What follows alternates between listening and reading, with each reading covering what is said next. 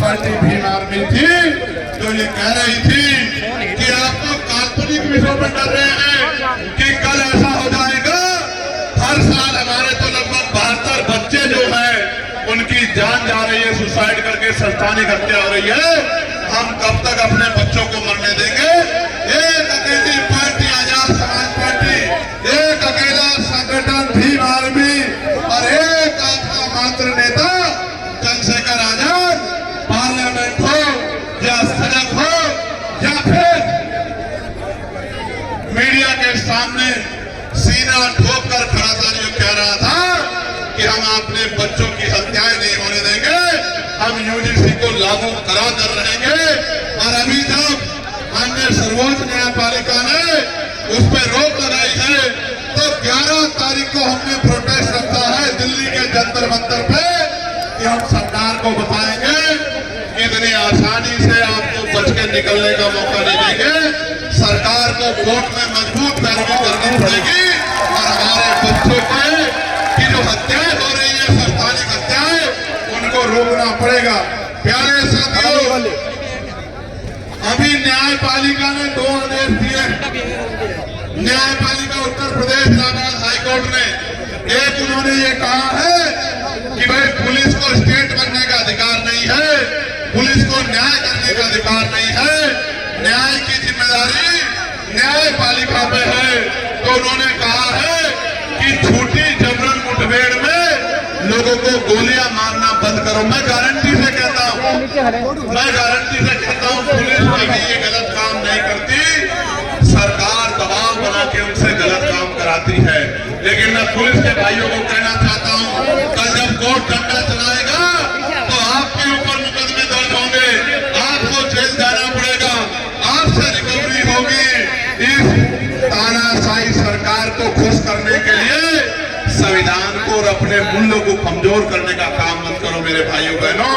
आपके कंधे पे जिम्मेदारी है, आपके माथे पे अशोक है।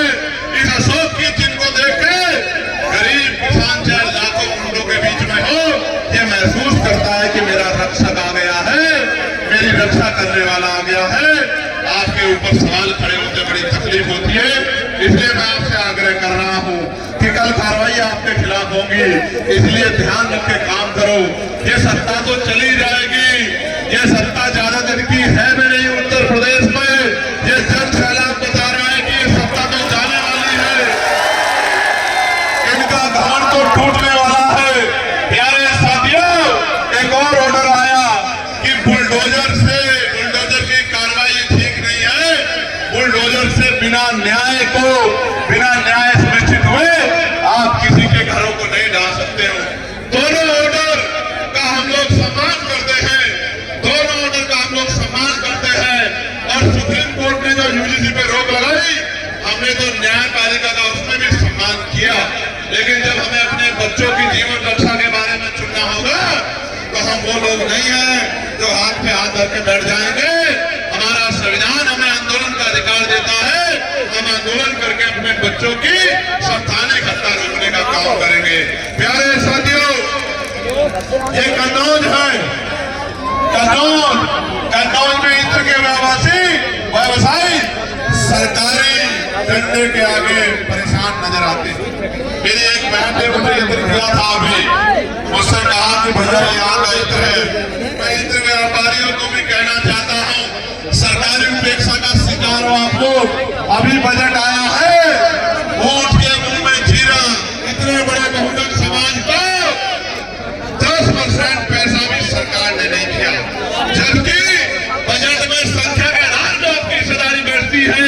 इसलिए आपको कह रहा हूं कि राजपाट बना लो, वरना वो दिन दूर नहीं है कि आपको तमाम तरह की परेशानी उठानी पड़ेगी। और गुंडागर्दी हद कर गई है। मध्य प्रदेश के श्रीपुर में कुछ लोग यूजीसी पे आंदोलन कर रहे थे, इसको रोकने के लिए वो लोग कुशवाहा समाज को, उनकी दुकानों को जबरन बंद करवाते हैं, मारपीट करते हैं। आप आंदोलन की आड़ में अराजकता नहीं कर सकते हैं। अराजकता करोगे तो पुलिस आप पे कार्रवाई करेगी। ये बात मैं उनको जो अराजकता करना चाहते हैं उनको बताना चाहता हूं। आज का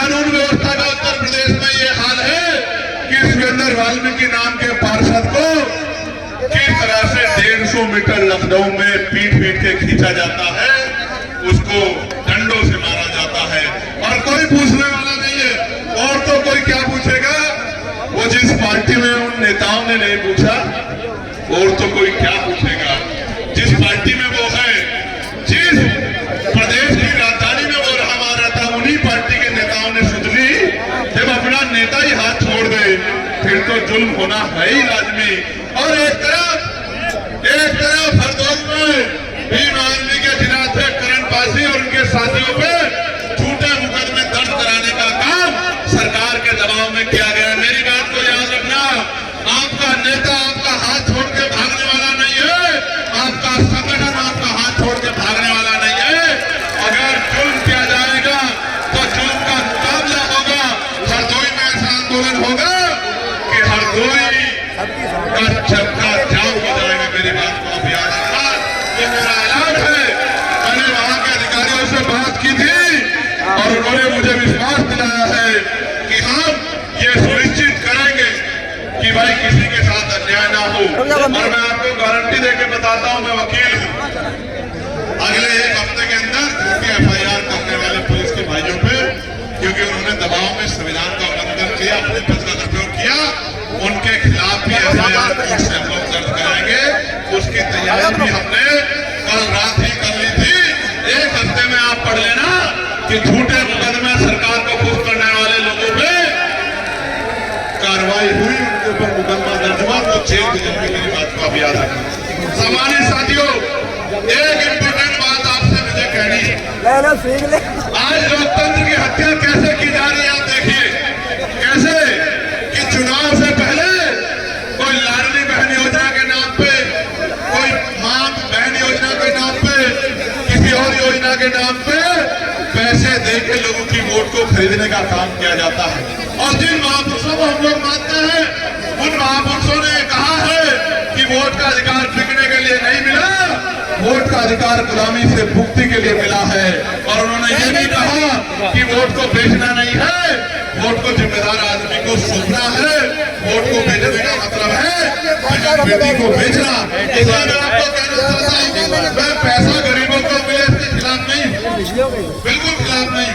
मैं तो चाहता हूँ गरीबों को पैसा मिले, मैं तो चाहता हूँ महिलाओं को सशक्त किया जाए, लेकिन चुनाव से पहले क्यों पूरे 5 साल सरकार हर महीने गरीब परिवारों को हजारों का लाखों रुपए दे, पूंजीपतियों को जो पैसा लुटाया जाता है वो गरीब परिवारों को दे, मैं उसका समर्थन करूंगा। लेकिन चुनाव के समय 2-3 महीने पहले वोट को खरीदने के लिए, आपकी वोट को खरीदने के लिए पैसा दिया जाता। आप समझो, आज आपकी वोट को खरीदेंगे 20-30 हजार रुपए में, अगले 5 साल आपके बच्चों को जुल्म जाति अत्याचार सहना पड़ेगा। इसलिए आपसे कह रहा हूं कि अगर ये इतनी हितैषी है तो 5 साल के योजना लागू करे और चुनाव के बाद भी उन योजनाओं को जारी रखे। प्यारे साथियों, नौजवानों से कहना चाहता हूं, नौजवानों से यहां से जब घर जाओ तो चैन से मत बैठना, एक-एक घर जाना। जो बातें मैंने मंच से कही है, इनको घर तक पहुंचाना, अपने संगठन को मजबूत करना, वोट की ताकत को बताना, वोट की ताकत से जो बदलाव होगा वो बताना, एक-एक घर जाके माँ बहनों को, बड़े बुजुर्गों को तैयार करना और आजाद समाज पार्टी को ताकतवर बनाना।